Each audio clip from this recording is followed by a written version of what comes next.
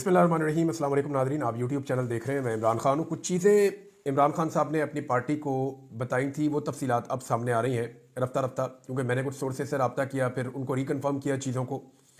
तो एक तो इमरान खान साहब ने नोटिस लिया था, शिबली फराज साहब का एक बयान छप गया था डॉन अखबार में कि 31 तारीख की कोई ऐसी हार्ड डेडलाइन नहीं है कि 31 जनवरी के बाद मुज़ाकरात नहीं होंगे, 31 जनवरी के बाद भी मुज़ाकरात हो सकते हैं। बाद में शिबली फराज साहब ने कहा कि जी मैंने कोई ऐसा स्टेटमेंट दिया नहीं, सियाको सबाक से हटाकर डॉन ने उसको छाप दिया था। आजकल पाकिस्तान तहरीक इंसाफ में सबको इस बात की फिक्र रहती है कि डॉन अखबार उनके बारे में क्या लिखता है, या उनकी तस्वीर छपती है या नहीं छपती, क्योंकि सब ये जानते हैं कि कैदी नंबर 804 को डॉन अखबार मिलता है और जेल के अंदर डॉन अखबार की अहमियत बहुत बढ़ गई है। और डॉन अखबार में जो है वो बड़े टेलीफोन भी जाते हैं, बड़ी सिफारिशें भी जाती हैं कि जनाब हमारी खबर जो है वो डॉन अखबार में छापी जाए और ज़रा बड़ी करके छापी जाए, ताकि इमरान खान साहब की नज़र से हमारी खबर या हम गुजर जाएं। बहरहाल इसमें जो शिबली फराज साहब है उन्होंने कहा जी कि मैंने ऐसे बात नहीं की थी, ये गलत तरीके से पेश की गई, लेकिन इमरान खान साहब ने कहा कि 31 जनवरी डेडलाइन है तो फिर है, मुज़ाकरात में इसमें कोई कमज़ोरी और लचक पैदा करने की ज़रूरत नहीं है। मेरी अंडरस्टैंडिंग है कि शायद पाकिस्तान तहरीक इंसाफ मजीद वक्त देगी मौजूदा हुकूमत को, और उसकी रीज़न समझ आती है ना कि जो एहतजाज का सही टाइम है वो 15 फरवरी के बाद शुरू होगा और वो फिर मार्च के आखिर तक रहेगा। इस बीच में पाकिस्तान तहरीक इंसाफ ने एक बड़ी मूवमेंट चलानी है, एक बड़ी तहरीक चलानी है पाकिस्तान में एहतजाज के हवाले से, और वो बहुत बड़ी तादाद में लोगों को लेकर दोबारा इस्लामाबाद की तरफ जाएंगे। और उसके लिए इमरान खान साहब ने कुछ और इकदाम शुरू किए हैं, वो मैं आपको आने वाले वक्त में बताऊंगा। अभी कुछ चीज़ें खुफिया हैं, मुझे उनकी इन्फॉर्मेशन तो मिली है। मोहसिन नकवी से जो पुरतपाक मुलाकातें होती हैं खैबर पख्तूनख्वा के वज़ीर आला की, उस पर इमरान खान साहब ने माइंड किया और उन्होंने कहा कि सूबा चलाने के लिए अगर इस शख्स को मिलना भी पड़े तो एहतजाजी किस्म की मुलाकात होनी चाहिए।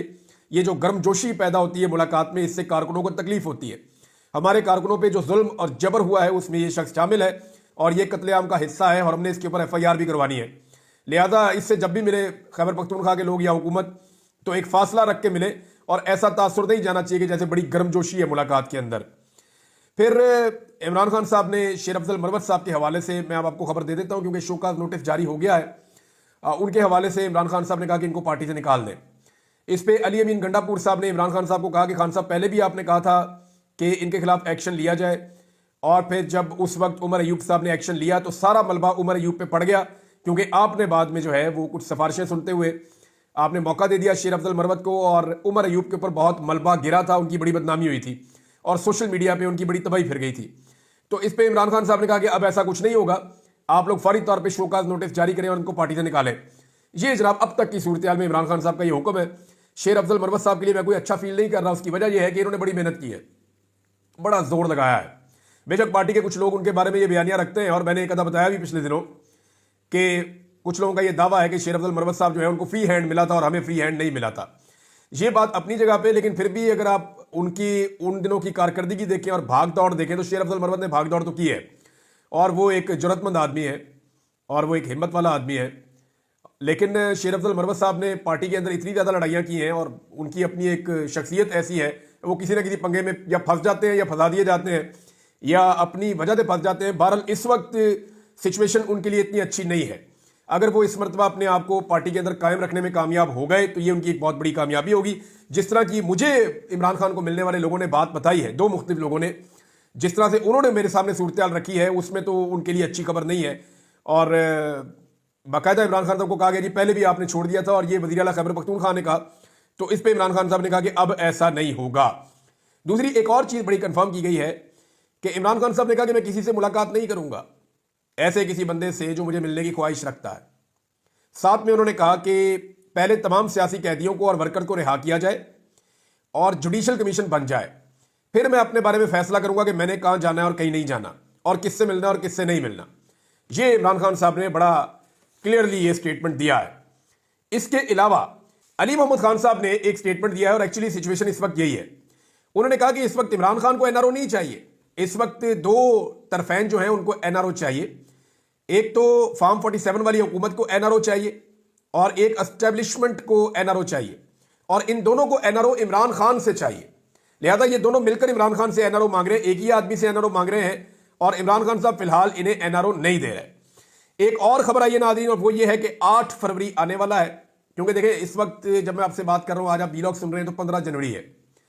तो आधा महीना ये रह गया, उसके बाद एक हफ्ता है, उसके बाद 8 फरवरी आएगा। 8 फरवरी को हफ्ते का दिन है, यानी वीकेंड है, छुट्टी का दिन है। उस दिन पाकिस्तान तहरीक इंसाफ इमरान खान साहब की हदायत पे एक बहुत बड़ा एहतजाज लॉन्च करने जा रही है। 8 फरवरी को पाकिस्तान तहरीक इंसाफ पूरे मुल्क में एहतजाज करेगी, बहुत बड़ा एहतजाज करेगी, क्योंकि इसको ब्लैक डे के तौर पे पाकिस्तान तहरीक इंसाफ मनाएगी। और इस दिन जितने लोगों का वोट छीना गया, यानी जितने लोगों ने वोट डाला और उन्होंने वोट डाला किसी और को और बाद में फॉर्म 47 के मुताबिक हुकूमत किसी और को दे दी गई, उन तमाम लोगों को, वोटरों को इमरान खान साहब ये पैगाम भिजवाएंगे कि आप अपने मैंडेट की वापसी के लिए निकलें और निकलकर एहतजाज रिकॉर्ड करवाएं।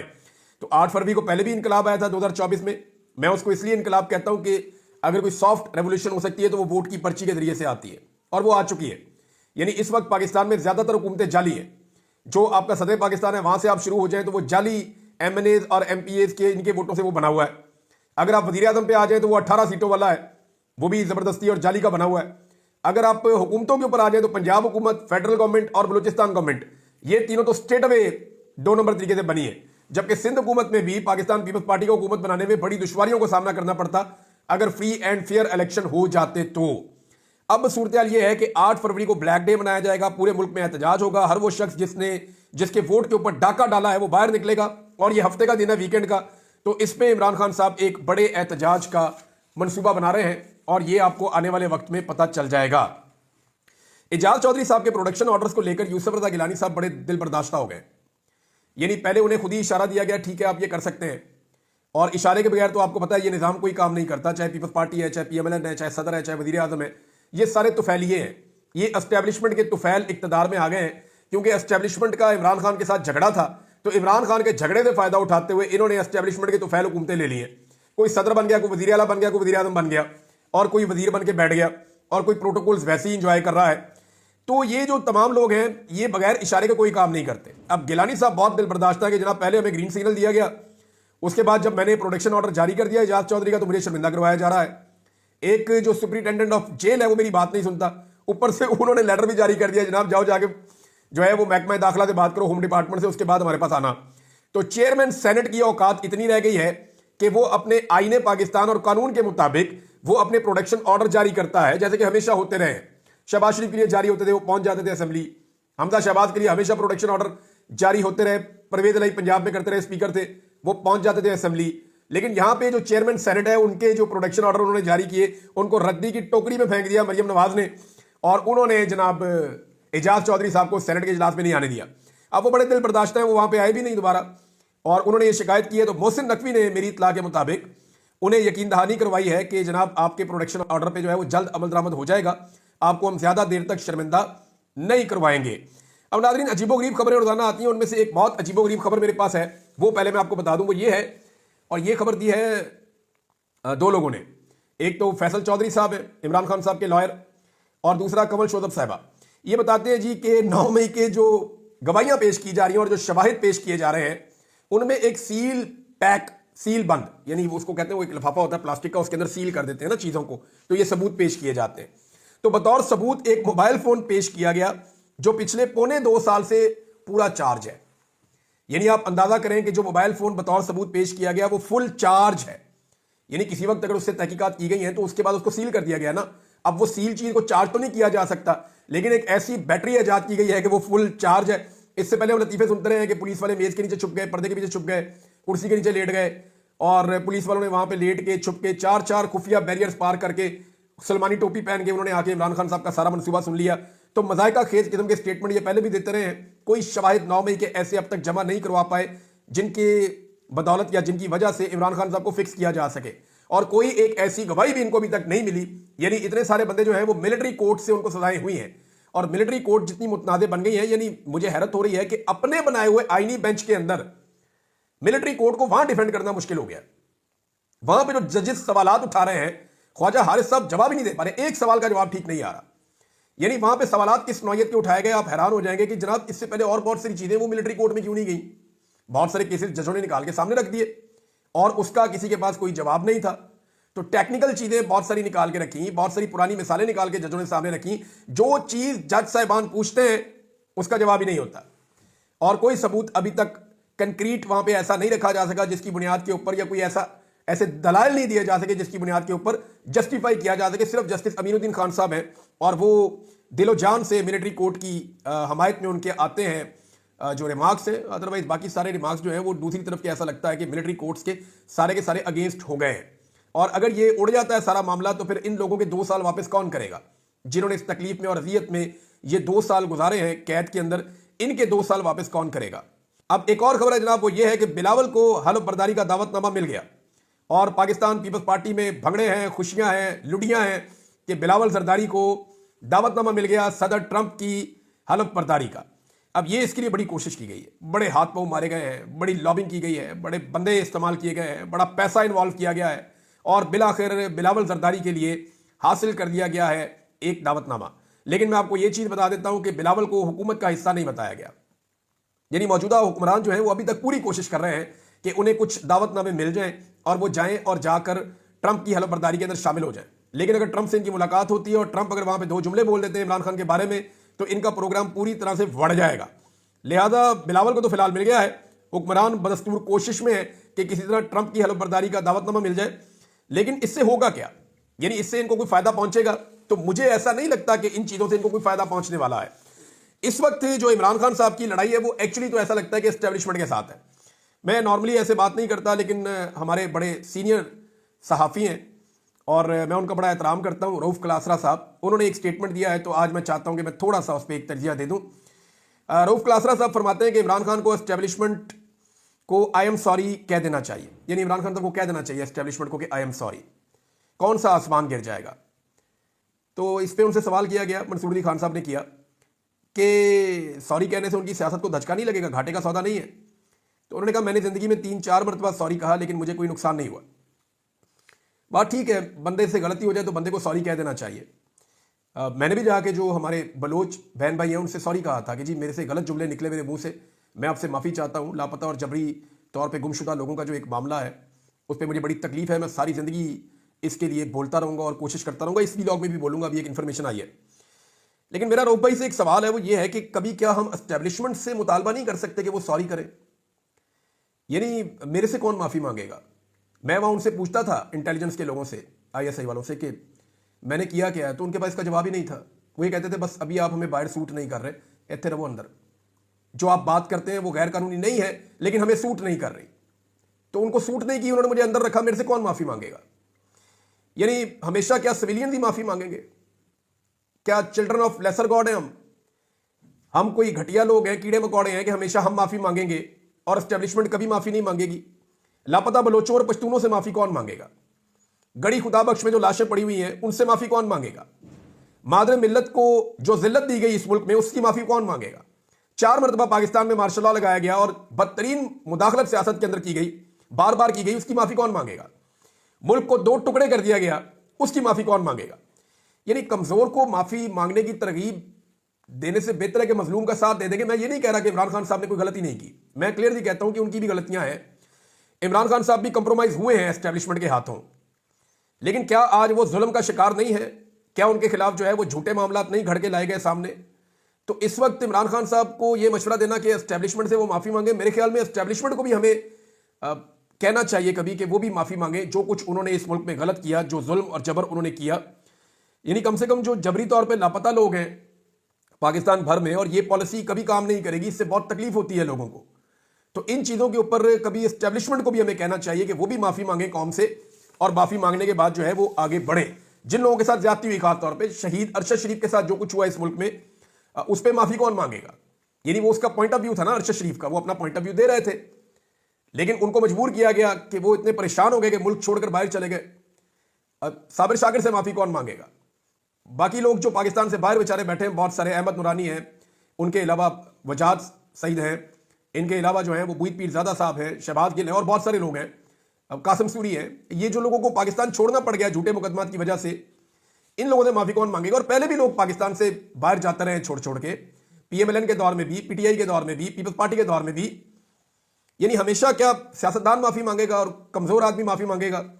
एस्टेब्लिशमेंट को भी अपने किए की माफ़ी मांगनी चाहिए और उनको भी हमें यह मशवरा देना चाहिए कि वो माफ़ी मांगे। सेनेटर कामरान मुर्तज़ा साहब ने एक स्टेटमेंट दिया बलूचिस्तान के हवाले से, और ये बहुत इंपॉर्टेंट है।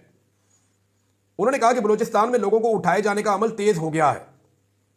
गैर कानूनी तौर पर लोग उठाए जाते हैं जिनका इल्जाम सिक्योरिटी फोर्सेस पर लगता है, यानी इल्जाम तो सिक्योरिटी फोर्सेस पे आता है, डायरेक्टली उनकी फैमिलीज कहती हैं। और इसमें जो उन्होंने ये कहा कि ज्यादा लोग अब उठाए जा रहे हैं, और ये बात उन्होंने उस वक्त कही जब 2 दिन पहले chief justice of Pakistan Yahya Afridi साहब ने बताया कि जनाब मैंने बलूचिस्तान के अंदर जो चीजें सुनी है लापता अफराद के हवाले से, उससे मैं हिलकर रह गया हूं। और साथ ही जो है वो सेनेट के अंदर एक सेनेटर ये स्टेटमेंट दे रहे हैं कि बलूचिस्तान से लोगों को अगवा करने का सिलसिला पहले से ज्यादा तेज हो गया है। तो इन चीजों को अगर आप इकट्ठा करें तो पाकिस्तान कोई दुरुस्त सिमत में तो नहीं जा रहा। चीफ जस्टिस एक चीज पे नोटिस लेना चाहते हैं और दूसरी तरफ जो है वही चीज पाकिस्तान में बढ़ती चली जा रही है। नाज़रीन, मरियम नवाज साहबा के विजिट जो है वो बड़े मकबूल बनाने की कोशिश की जा रही है और ये कहा जा रहा है कि बड़ी पॉपुलैरिटी है। तो एक्चुअली ये 200-250 लोग होते हैं टोटल। अगर आप 100 बंदा भी ऐसा इकट्ठा कर देना, झुमगट्टा सा बना दें और कैमरे को उनके सरों के एंगल के ऊपर लाके थोड़ा पीछे रख के ऐसे फेरे, तो ऐसे ही लगता है कि जैसे लाखों लोग खड़े हुए हैं। हालांकि वो बहुत थोड़े से लोग होते हैं, अगर आप गिनती भी कर दें तो आपको पता चल जाएगा। तो सरकारी बंदे इकट्ठे किए जाते हैं, कुछ पुलिस वाले इकट्ठे किए जाते हैं, कुछ सादा कपड़ों में बंदे होते हैं, कुछ जाती मुलाजमीन होते हैं, कोई मकामी सियासतदान होते हैं, कुछ 10-15 तालिब इल्म भी होते हैं। तो उनके साथ जफियां डाल के जो है वो ये तस्वीरें और वीडियोस वायरल की जा रही है। ये हो क्यों रहा है? देखिए, मैंने एक वीडियो देखी जिसमें जरताज गुल वजीर जो है वो भी तलबा से मिल रही हैं और उनके वो तलबा अपने कपड़ों पे उनसे दस्तखत करवा रही हैं और इमरान खान के नारे लगा रही हैं। फर्क यह है कि जरताज गुल के लिए बच्चों को छुट्टी नहीं दी जाती। नंबर 2 है कि उन बच्चों को कंट्रोल करने के लिए कोई सिक्योरिटी मौजूद नहीं थी। तीसरा, अगर आप बच्चों के चेहरों के ऊपर फर्क देखें तो बच्चे खुशी के साथ खुद नारे लगा रहे थे, खुद आकर ये चीजें कर रहे थे। मैं अभी आपको फिर ये कहता हूं कि ये टिकटॉकर्स जितने मर्जी ड्रामे कर लें, इस वक्त आजादाना माहौल में इनकी औकात यह है कि ये पूरा टब्बर मिलकर अंदरून शहर के अंदर लाहौर में, क्योंकि मैं यहां लाहौर का रहने वाला हूं, तो मैं लाहौर में आपको यह चैलेंज कर देता हूं और खुला चैलेंज है कि अंदरून शहर के अंदर ये पूरा शरीफ खानदान का टब्बर मिलकर एक हफ्ता जोर लगाने के बाद, सरकारी वसाइल इस्तेमाल करने के बाद एक जलसा कर ले और उसके बाद सिर्फ आलिया हमजा को एक दिन दे दें 24 घंटे का फ्री हैंड, और फिर आपको पता चल जाएगा कि आपकी मकबूलियत कहां खड़ी है। इस खानदान ने लाहौर तक के अंदर अपनी सियासी कब्र खुद खोद दी है और अब आम आदमी और नौजवान नस्ल इनके साथ बिल्कुल नहीं है। पहले नाज़रीन मुझे समझ नहीं आ रही थी कि ये एक्चुअली ये ऑप्टिक्स क्रिएट क्यों कर रहे हैं। ये चीजें तो जाके इलेक्शन के करीब की जाती हैं। ये अचानक से मरियम नवाज को क्यों लॉन्च किया गया है? थोड़े अरसे में बताया जा रहा है कि नवाज शरीफ को री लॉन्च किया जाएगा, तो मरियम को क्यों निकाला गया? क्यों इदारे, तालीमी इदारे, बच्चे ये ऑप्टिक्स क्यों क्रिएट किए जा रहे हैं? इतना पैसा खर्च कर रहे हैं, इंतजामिया का जोर लगा रहे हैं। जिस जिले में ये जाते हैं वहां की पुलिस को, वहां की ब्यूरोक्रेसी को मुसीबत पड़ जाती है कि अगर प्रोग्राम के अंदर कोई जरा भी खलल रह गया तो हमारी ऐसी तैसी हो जाएगी, हमारी मंजी ठुक जाएगी। वो बेचारे दिन रात एक करके किसी तरह भी उसको पुरअमन तरीके से प्लांटेड किस्म का एक प्रोग्राम करने की बेचारे एक्सरसाइज करते रहते हैं। हुआ यह है कि कुछ अर्सा पहले ये जो टिकटॉकर हैं इनको बाकायदा ताना दिया गया है और इन्हें बताया गया है कि आपको जाली हुकूमत तो दिलवा दी गई, इख्तियारात तो आपको दिलवा दिए गए, लेकिन इसके बावजूद आप पाकिस्तान में अवाम के अंदर कोई हमदर्दी पैदा करने में मुकम्मल तौर पर नाकाम रही और पूरी सपोर्ट आज भी नौजवानों की इमरान खान के साथ है। तो अब जनाब ये जाली किस्म की सपोर्ट शो की जा रही है और ओपन जलसा करने की इनकी औकात नहीं है। ये चैलेंज करके पाकिस्तान तहरीक इंसाफ के किसी आम वर्कर के सामने भी जलसा नहीं कर सकते मियां साहब इस वक्त। और अभी कुछ सर्वे कंपनी से भी मैं आपको पहले बता रहा हूं और इदारों से रब्ता किया गया है कि आप कुछ ऐसे सर्वेस करवाएं जिनमें पंजाब के अंदर आपने दिखाना है कि मरियम नवाज की मकबूलियत ऊपर जा रही है पाकिस्तान तहरीक इंसाफ के मुकाबले में। और आने वाले दिनों में अब आप ये सर्वेस भी देखेंगे, इनके ऊपर बाकायदा काम हो रहा है, इनके ऊपर बाकायदा मेरी इतला के मुताबिक जो है वो पैसा भी खर्च किया जा रहा है।